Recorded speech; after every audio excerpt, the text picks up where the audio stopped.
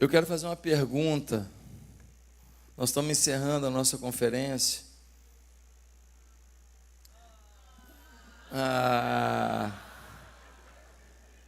E a pergunta que eu quero fazer é se ainda dá para ter profeta em tempo de influência.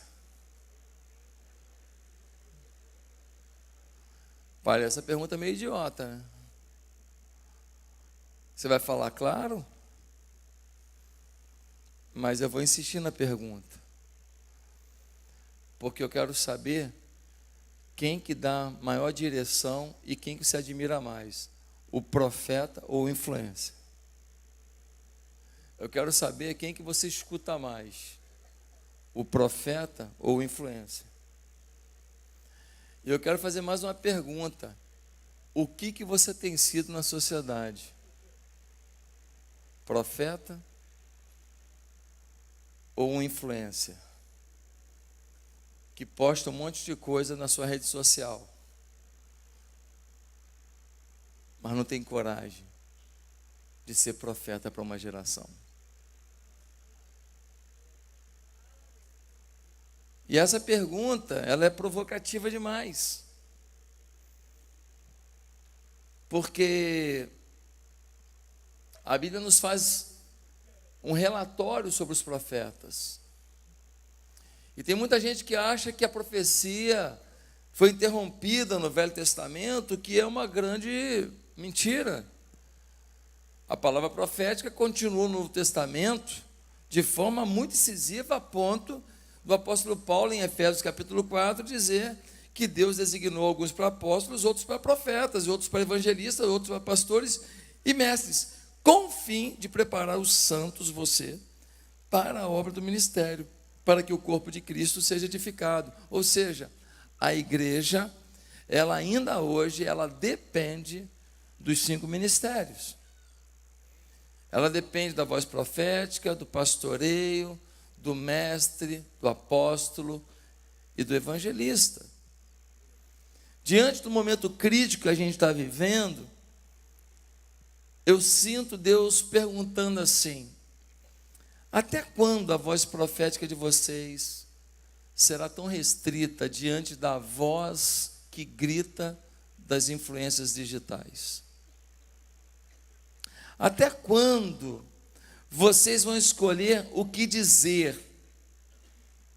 E eu te pergunto, você não está medindo suas palavras quando você escreve na rede social?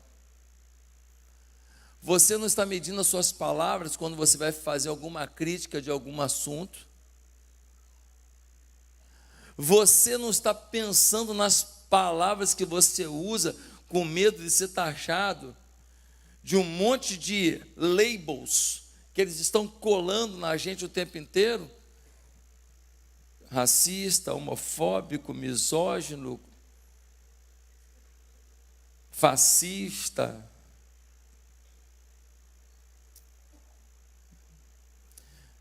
Nós estamos ou não estamos com medo? Estamos ou não estamos preocupados? Estamos ou não estamos cheios de dedos, sim ou não? Responda você, para a sua vida.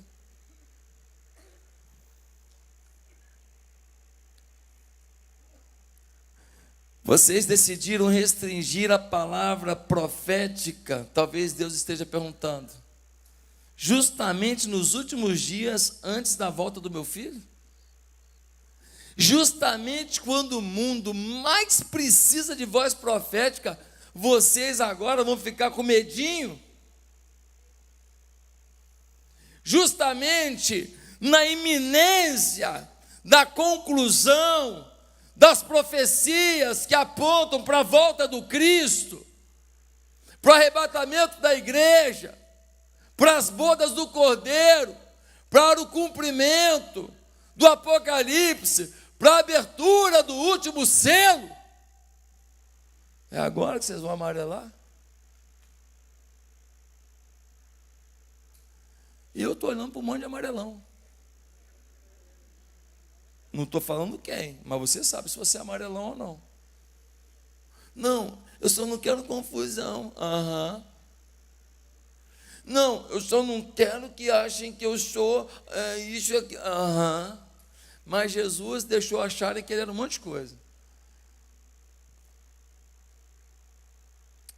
E ele deixou, inclusive, que seu corpo fosse morto na cruz, para que você tivesse vida eterna. Queridos, logo agora que a palavra profética se faz mais necessária, eu tenho visto uma igreja que tem sido mais palavra de motivação, mais palavra de coach, mais palavra de alegria, mais palavra de você é cabeça, você não é cauda, você é lindo, você é fofo. Eu estou esperando um sermão, tchutchucos de Jesus. Não vai demorar.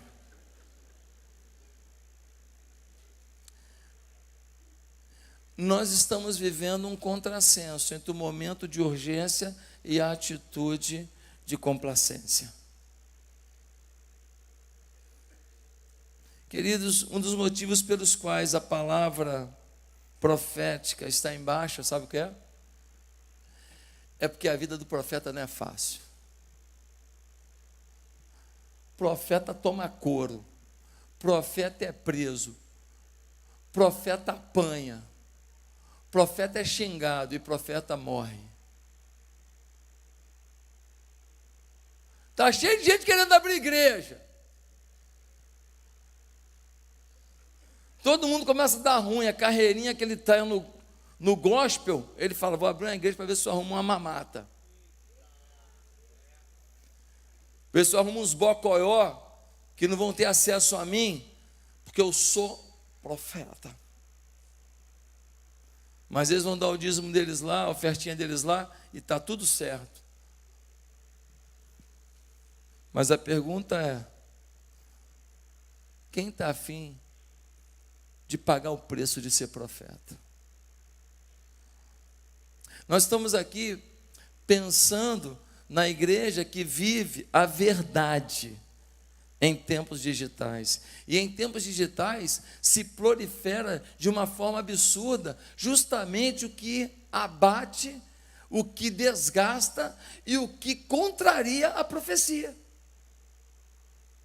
O marxismo cultural, o hedonismo, o materialismo, a prostituição tem tomado conta da internet.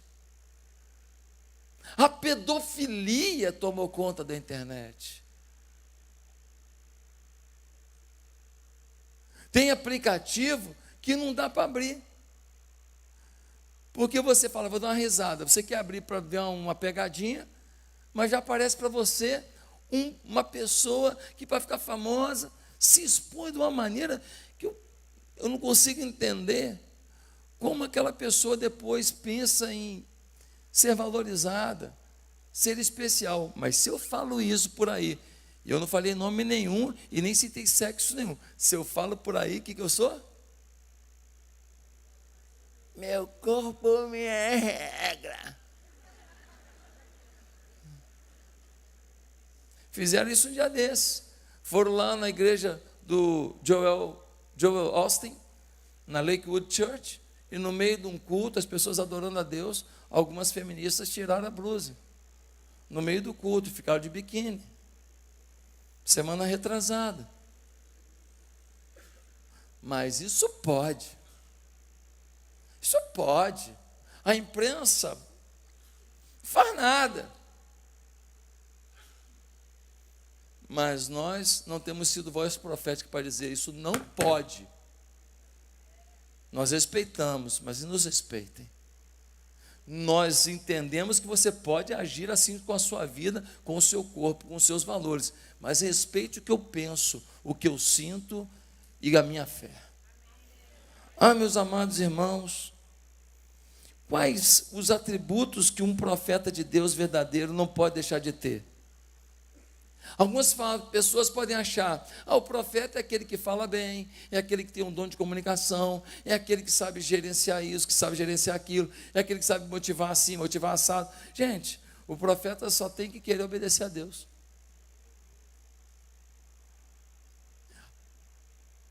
Curso para profeta. Pega o seu curso, joga no inferno.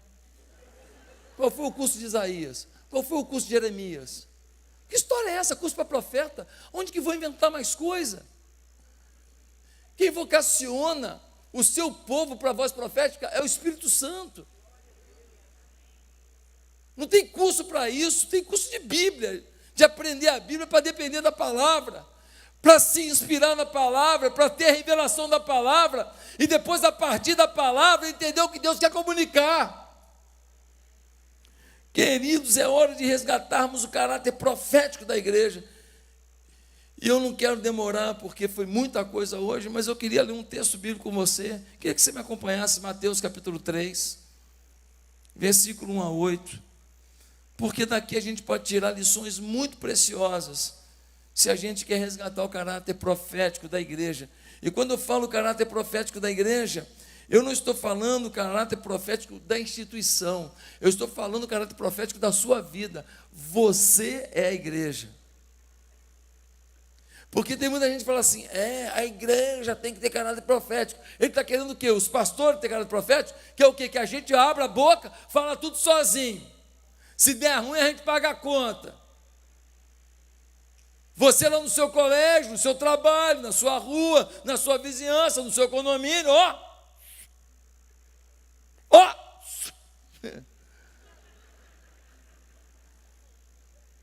Isso mesmo, pastor, fala mesmo, que eu queria falar, mas eu não tenho coragem. Sabe por que você admira a gente que fala o que você queria falar, mesmo que fale com grosseria, com desrespeito, mesmo que fale da maneira errada, porque de alguma maneira ele fala o que você não tem coragem de falar. Só que se você falasse de forma inteligente, polida, sábia, educada, e todo mundo falasse ao mesmo tempo, eu quero ver o STF prender todo mundo.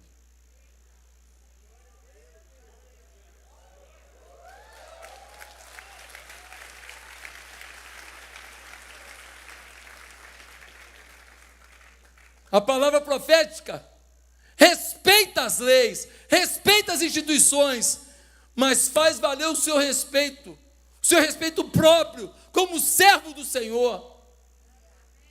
Meus amados irmãos, Mateus capítulo 3, a partir do verso 1, nós lemos assim: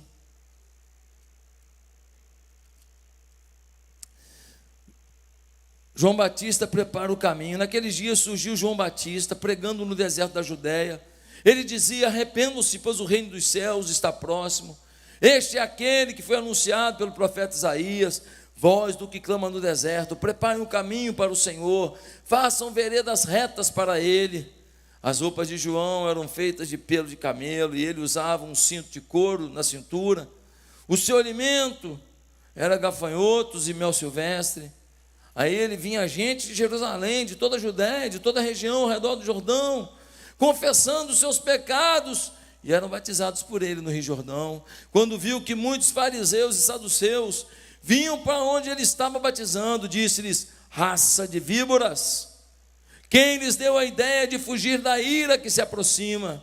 Deem fruto que mostre o arrependimento.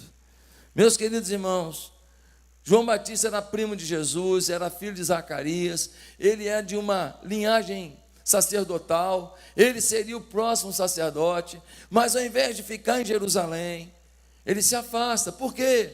Porque o sacerdócio se corrompeu, o sacerdócio se perdeu, o sacerdócio perdeu a voz profética, e ele sai do centro, ele sai do meio urbano, ele sai da capital, e ele vai para o deserto. E Jesus diz sobre João Batista: afinal, o que foram ver? Um profeta? Sim, eu lhes digo, mais que profeta, este é aquele a respeito de quem está escrito: enviarei o meu mensageiro à tua frente, ele preparará o caminho diante de ti. Olha o que Jesus está falando. A profecia de que viria alguém preparando o caminho para a minha chegada era sobre ele, era sobre João Batista. Ele foi profetizado no Velho Testamento. Meu Deus, Um homem que é citado no Velho Testamento, tirando ele, só conheço Jesus.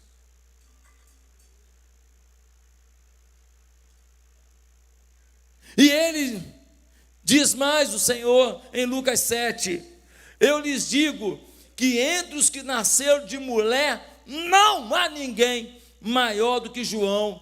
Todavia, o menor do reino de Deus é maior do que ele. Ele falou, ó, eu não conheço ninguém maior que João. No entanto, no reino de Deus aí, ó, todo mundo fala mais que ele, tira mais onda que ele, ganha mais like que ele, ganha mais seguidor que ele, ganha mais aplauso que ele, ganha mais citação que ele, tem mais histórias do que ele. Mas ele é o maior. Agora, se ele é o maior profeta, eu quero aprender com ele.